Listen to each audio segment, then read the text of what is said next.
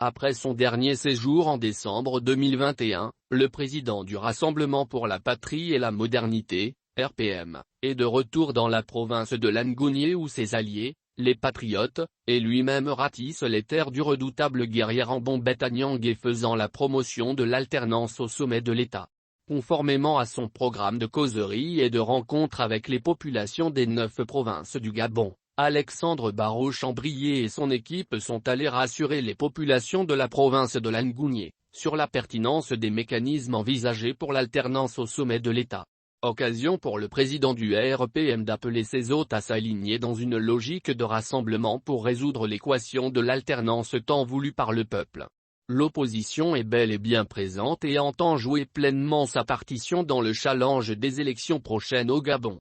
Vous m'avez vu, n'est-ce pas? J'ai toujours été ici avec vous et je m'engage avec votre soutien à changer le cours de l'histoire, à changer le sort actuel de la jeunesse, condamnée au chômage et à la précarité, à permettre aux retraités de rentrer en possession de leur pension. Je m'engage à redresser la courbe déclinante de notre économie, a martelé Barrot-Chambrier appelant à cet effet à garder espoir en Dieu d'abord et aux valeurs traditionnelles léguées par nos ancêtres. Afin de susciter une réelle adhésion de ces populations au projet d'alternance et les motiver à renoncer à la fatalité dans laquelle elles semblent s'inféoder depuis belle lurette, le leader du RPM s'est permis un exercice d'éveil de conscience interactive dans le but d'évaluer le niveau de détresse de ses hôtes et de créer, en ces derniers, l'espoir de s'affranchir du joug du pouvoir en place. Alexandre Barrot-Chambrier a ainsi partagé avec les populations le paradoxe caractérisant le rapport ressources et indicateurs socio-économiques au Gabon. Comment expliquer que l'électricité haute tension traverse les villages, mais vos habitations n'en sont pas pourvues? Comment comprendre que dans vos villages, on exploite du bois, mais aucune retombée n'impacte les foyers?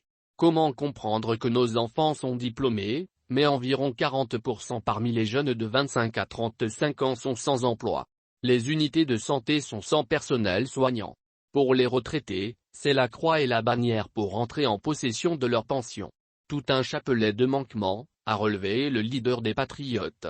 Comparant cette situation avec des exemples à la portée du Gabon, Barrot-Chambrier croit la situation suffisamment déplorable pour mettre un terme à la survie du régime au pouvoir. Dans son message, le leader du RPM a rendu un hommage mérité au président Jean Ping pour l'œuvre abattue en 2016. Le travail que nous réalisons aujourd'hui prend appui sur ce qu'a fait Jean Ping. Il est important de le reconnaître. Nous savons que c'est lui qui a remporté les élections présidentielles en 2016. Jusqu'à présent, il est resté fidèle à ses convictions et ne les a pas trahies, a-t-il argumenté, appelant à demeurer serein, en dépit des messages incitant au découragement.